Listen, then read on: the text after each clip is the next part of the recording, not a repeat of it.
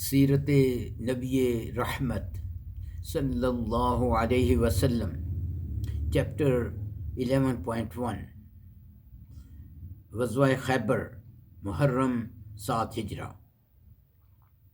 جیسا کہ پچھلے مضامین سے واضح ہے کہ یہود ہر وقت مسلمانوں کے خلاف سازشوں اور شرارتوں میں مشغول رہتے تھے۔ صلح حدیبیہ کے بعد رسول اکرم صلی اللہ علیہ وسلم نے یہود کا قلع کما کرنے کے لیے خیبر کا رخ کیا۔ یہ مدینہ سے شمال میں 170 کلومیٹر دور ہے۔ یہاں کی زمین بہت زرخیز ہے۔ یہاں یہودیوں کے باغات اور مضبوط قلعے تھے۔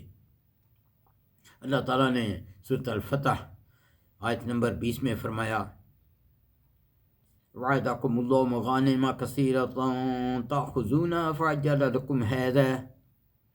اللہ تعالیٰ نے تم سے بہت ساری غنیمتوں کا وعدہ کیا ہے جنہیں تم حاصل کرو گے۔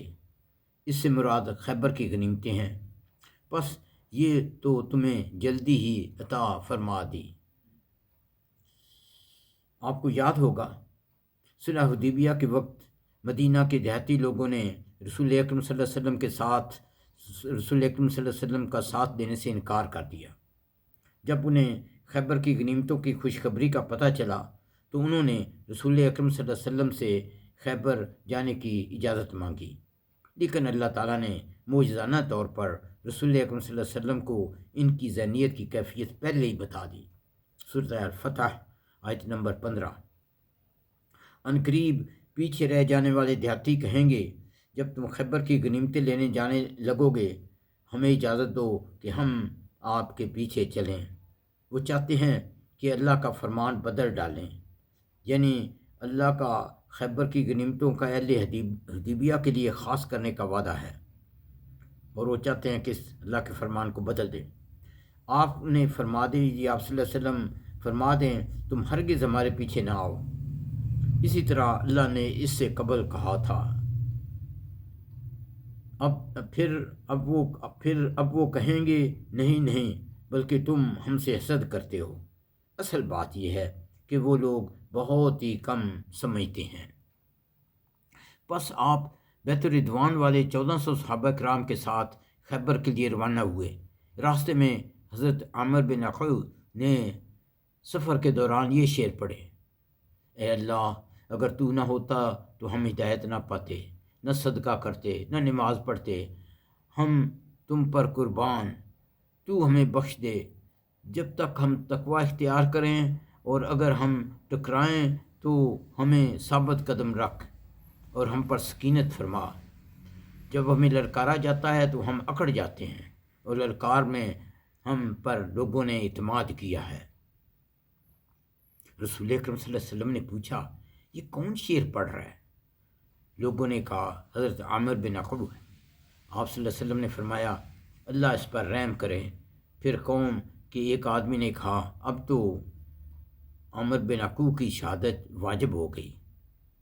یہ بخاری میں ہے، کیونکہ صحابہ کرام بخوبی جانتے تھے کہ اگر رسول اکرم صلی اللہ علیہ وسلم جنگ کے موقع پر کسی انسان کے لیے دعائے مغفرت کرتے تو وہ شہید ہو جاتا۔ یہ مسلم میں ہے۔ حضرت عامر بھی جنگ خیبر میں شہید ہوئے۔ جب آپ خیبر کے پاس پہنچے تو رسول اکرم صلی اللہ علیہ وسلم نے فجر کی نماز اندھیرے میں ادا کی، اور صبح سویرے اچانک خیبر پر دھاوا بول دیا۔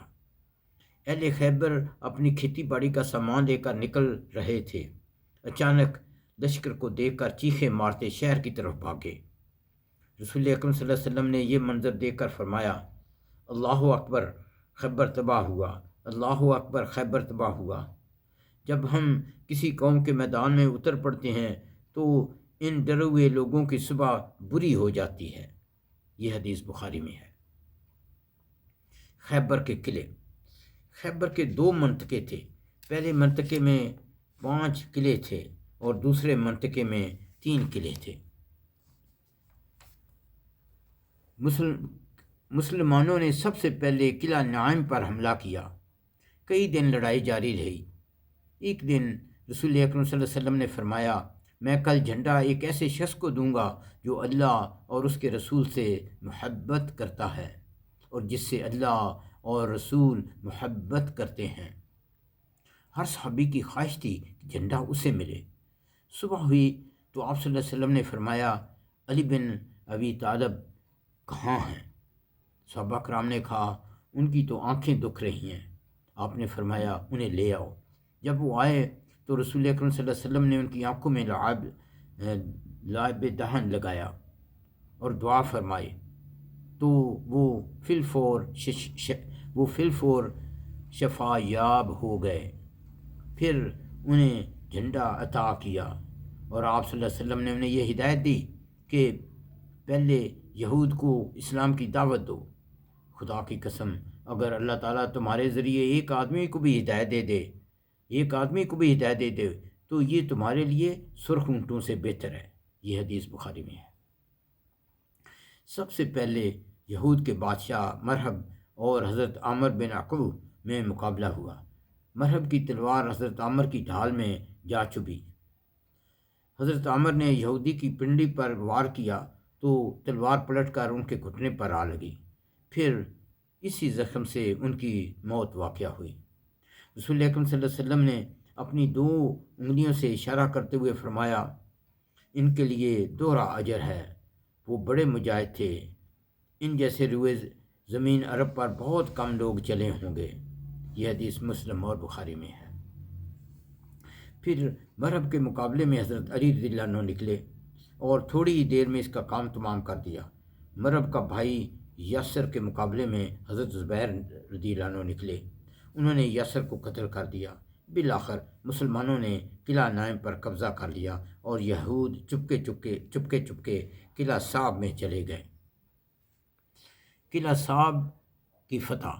اس دستے کے انچارج حضرت خباب بن منظر تھے۔ 3 دن کے محاصرے کے بعد فتح نصیب ہوئی۔ اس قلعے سے سب سے زیادہ خوراک کا سامان ہاتھ لگا اور لوگوں نے فتح کے فوراً بعد گدھے ذبح کیے اور چولہوں پر ہنڈیاں چڑھا دیں۔ لیکن جب رسول اکرم صلی اللہ علیہ وسلم کو معلوم ہوا تو آپ نے گھریلو گدھے کے گوشت سے منع کر دیا۔ اسی طرح قلعہ زبیر اور قلعہ ابی کی بھی فتح ہوئی۔ قلعہ نزار کی فتح۔ یہ قلعہ سب سے مضبوط تھا اور یہودی عورتوں اور بچوں سمیت اس میں مقیم تھے۔ اپنی عورتوں اور بچوں سمیت اس میں مقیم تھے۔ یہودیوں کو شکست فاش ہوئی اور وہ عورتوں اور بچوں کو بھی ساتھ لے نہ سکے۔ دوسرے منطقے کے قلعوں کو فتح کرنے میں علماء کا اختلاف ہے۔ ابن اسحاق کے مطابق قلعہ قموس جنگ کے ذریعے فتح ہوا اور باقی 2 قلعے کچھ جنگ اور کچھ بات چیت سے مسلمانوں کے حوالے کر دیے گئے۔ اس طرح سے خیبر فتح ہو گیا۔ الحمدللہ۔ چند دلچسپ واقعات۔ ان چند جنگوں کے دوران چند دلچسپ واقعات پیش آئے۔ نمبر 1، یہودیوں کا ایک غلام اپنا ریوڑ چراتے آپ صلی اللہ علیہ وسلم کے پاس آیا اور پوچھا، آپ کون ہیں؟ آپ نے فرمایا، میں نبی ہوں۔ اس نے پوچھا، نبی کیا ہوتا ہے؟ آپ نے اسے بتایا اور اسلام کی تعلیم دی۔ وہ اسلام لے آیا۔ اس نے کہا کہ اب میں اس ریوڑ کو کیا کروں؟ آپ نے فرمایا، یہ تمہارے پاس امانت ہے، اس لیے اسے واپس کر کے آؤ۔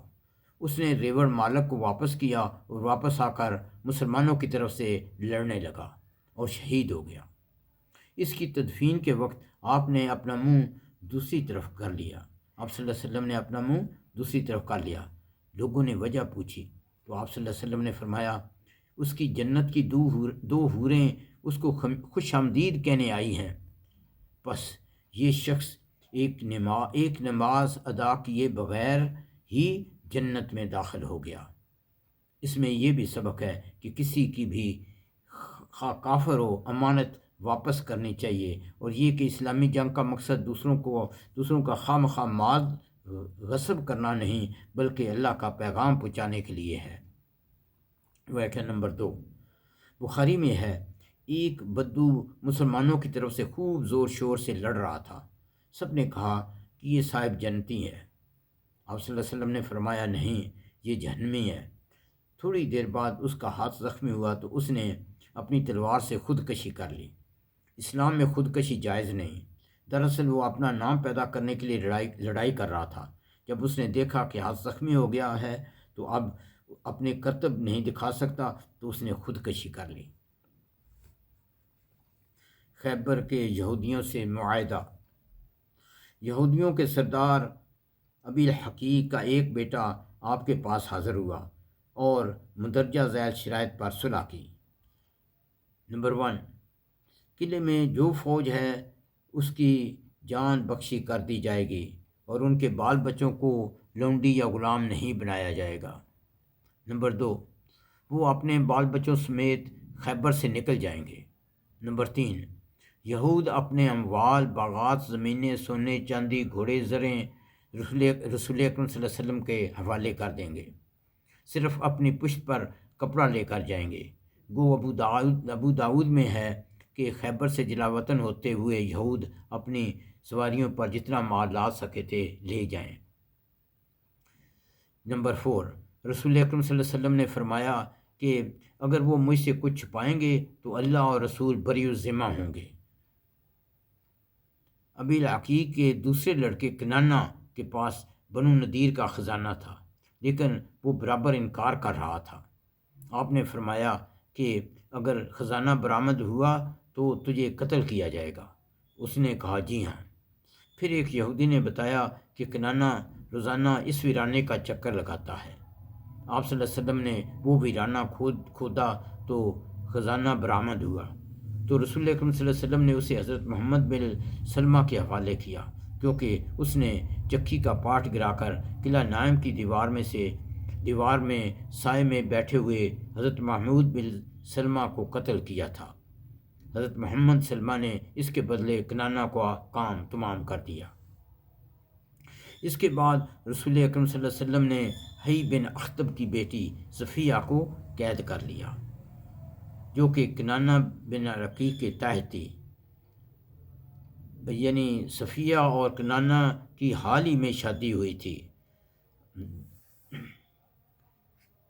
کچھ خوشی کی خبریں۔ اس غزوہ کے بعد حضرت جعفر بن ابو طالب تقریباً 10 سال کے بعد حبشہ سے رسول اکرم صلی اللہ علیہ وسلم کے پاس خیبر پہنچے۔ ان کے ساتھ حضرت ابو موسیٰ الاشعری اور ان کے رفقا بھی تھے۔ حضرت ابو موسیٰ الاشعری نے ہجرت سے پہلے اسلام قبول کیا اور واپس یمن چلے گئے۔ حضرت ابو موسیٰ الاشعری کا بیان ہے کہ میں اور میرے 2 بھائی اور دیگر 50 آدمی اپنے وطن سے ہجرت کر کے آپ صلی اللہ علیہ وسلم کے پاس حاضر ہونے کے لیے ایک کشتی میں روانہ ہوئے، لیکن ہماری کشتی ہمیں ملک حبشہ لے گئی۔ وہاں حضرت جعفر رضی اللہ عنہ نے بتایا کہ رسول اکرم صلی اللہ علیہ وسلم نے ہمیں یہاں ٹھہرنے کا حکم دیا ہے، آپ بھی ہمارے ساتھ ٹھہر جائیں۔ ہم رسول اکرم صلی اللہ علیہ وسلم کے پاس اس وقت پہنچے جب خیبر فتح ہو چکا تھا۔ آپ نے صحابہ کرام سے بات چیت کے بعد مال غنیمت میں سے حضرت جعفر کے رفقا کے ساتھ ہماری کشتی والوں کو بھی حصہ لگایا، ہماری کشتی والوں کا بھی حصہ لگایا اور ہمیں بھی مال غنیمت عطا کیا۔ یہ حدیث بخاری میں ہے۔ رسول اکرم صلی اللہ علیہ وسلم نے حضرت رسول اکرم صلی اللہ علیہ وسلم کو حضرت جعفر سے مل کر بہت خوشی ہوئی۔ آپ صلی اللہ علیہ وسلم نے فرمایا مجھے معلوم نہیں کہ آج مجھے فتح خیبر کی زیادہ خوشی ہے یا حضرت جعفر رضی اللہ عنہ سے ملنے کی۔ آپ صلی اللہ علیہ وسلم نے فرمایا مجھے معلوم نہیں کہ آج مجھے فتح خیبر کی زیادہ خوشی ہے یا حضرت جعفر رضی اللہ عنہ سے ملنے کی۔ جب حضرت جعفر رضی اللہ عنہ مدینہ آئے تو آپ کی زوجہ حضرت اسماء بنت عمیس حضرت حفصہ کو ملنے گئیں۔ حضرت عمر رضی اللہ عنہ نے اپنی بیٹی سے پوچھا یہ کون ہے؟ اس نے بتایا یہ حضرت جعفر کی زوجہ ہیں۔ حضرت عمر نے باتوں میں انہیں کہا کہ ہمارا حق رسول اکرم صلی اللہ علیہ وسلم پر زیادہ ہے حبشہ والوں کی نسبت۔ حضرت اسبہ بن عمیس نے کہا کہ ہمارا حق رسول اکرم صلی اللہ علیہ وسلم پر تم سے زیادہ ہے، کیونکہ جب تم غمگین ہوتے یا تکلیف میں ہوتے تو وہ تمہاری مدد کرتے تھے، جبکہ حبشہ میں ہمیں اپنی تکلیفیں خود ہی برداشت کرنی پڑتی تھیں۔ حضرت اسما نے کہا کہ میں اس وقت تک کچھ نہ کھاؤں گی جب تک حضرت عمر کی یہ بات رسول اکرم صلی اللہ علیہ وسلم کو نہ بتاؤں۔ حضرت اسما مسجد گئیں اور رسول اکرم صلی اللہ علیہ وسلم کو سب بات بتائی۔ رسول اکرم صلی اللہ علیہ وسلم نے حضرت اسما بن عمیس کو کہا، تمہیں حضرت عمر سے یہ کہنا چاہیے کہ تم نے 1 ہجرت کی ہے اور ہم نے 2 ہجرتیں کی ہیں، بس ہمارا حق رسول اکرم صلی اللہ علیہ وسلم پر زیادہ ہے۔ غزوہ خیبر کے بعد حضرت ابو ہریرہ رضی اللہ عنہ بھی یمن سے مدینہ اور مدینہ سے چل کر خیبر رسول اکرم صلی اللہ علیہ وسلم کی خدمت میں حاضر ہوئے۔ آپ صلی اللہ علیہ وسلم نے مال غنیمت سے حضرت ابو ہریرہ کا بھی حصہ دیا۔ یہود کی درخواست۔ معاہدہ کے مطابق رسول اکرم صلی اللہ علیہ وسلم نے یہود کو خیبر سے جلا وطن کرنے کا حکم فرمایا تھا، لیکن یہود نے یہ درخواست کی کہ ہمیں اس سرزمین میں رہنے کی اجازت دے دیں، ہم آپ کی زمین کی اچھی طرح دیکھ بھال کریں گے کیونکہ ہم تجربہ کار ہیں۔ علاوہ ازیں صحابہ کرام کے پاس اتنے غلام بھی نہ تھے کہ وہ اس میں کھیتی باڑی کر سکیں۔ بس رسول اکرم صلی اللہ علیہ وسلم نے حسب ذیل شرائط پر خیبر کی زمین یہود کے حوالے کر دی۔ نمبر 1، یہود تمام پیداوار کا 50% مسلمانوں کو دیا کریں گے۔ نمبر 2، کھیتی باڑی کے لیے سب قسم کا خرچ یہود کریں گے۔ نمبر 3، مسلمان اس معاہدے کو جب چاہیں ختم کر سکتے ہیں۔ واضح ہو، حضرت عمر رضی اللہ عنہ نے اپنی خلافت کے دوران یہ معاہدہ ختم کر کے یہودیوں کو خیبر سے جلا وطن کیا۔ بخاری میں ہے، حضرت عائشہ رضی اللہ عنہ فرماتی ہیں کہ جب خیبر فتح ہوا تو ہم نے کہا اب ہمیں پیٹ بھر کر کھجوریں کھانے کو تو ملیں گی۔ اور مسلم میں ہے، جب صحابہ کرام مدینہ واپس آئے تو مہاجرین نے انصار کو ان کی زمینیں اور کھجوروں کے وہ درخت واپس کر دیے جو انصار نے انہیں مدد کے لیے دے رکھے تھے۔ دراصل جنگ حنین کے بعد مسلمانوں کو سب سے زیادہ مال غنیمت خیبر میں ملا۔ جنگ خیبر میں شہادات کی تعداد میں علماء میں اختلاف ہے، ان کی تعداد 16 سے 27 تک تھی۔ یہود کے مقتولین کی تعداد 93 تھی۔ فدق کی فتح۔ خیبر پہنچ کر رسول اکرم صلی اللہ علیہ وسلم نے حضرت مہیثہ بن مسعود کو فدق کے یہود کو دعوت اسلام کے لیے بھیجا۔ جب خیبر فتح ہو گیا تو انہوں نے خیبر والی شرائط پر پیداوار دینے کی پیشکش کی جو کہ رسول اکرم صلی اللہ علیہ وسلم نے قبول فرما لی۔ فدق کا موجودہ نام حائط ہے جو حائل کے منطقہ میں ہے۔ فدق کی سرزمین خالص رسول اکرم صلی اللہ علیہ وسلم کے لیے ہوئی کیونکہ مسلمانوں کو اس پر گھوڑے یا اونٹ نہیں دوڑانے پڑے۔ اس قسم کے مال کو مال فئی اس قسم کی مال غنیمت کو فئی کہتے ہیں۔ اس کے بعد مسلمانوں نے وادی قرا کو بھی فتح کر لیا۔ خیبر، فدق اور وادی قرا کا معاملہ دیکھ کر تیمہ کے یہودیوں نے ایک آدمی بھیج کر خیبر کی شرائط پر مسلمانوں سے صلح کر لی۔ رسول اکرم صلی اللہ علیہ وسلم کی مدینہ میں واپسی سفر کے آخری یا ربیع الاول کے شروع میں ہوئی۔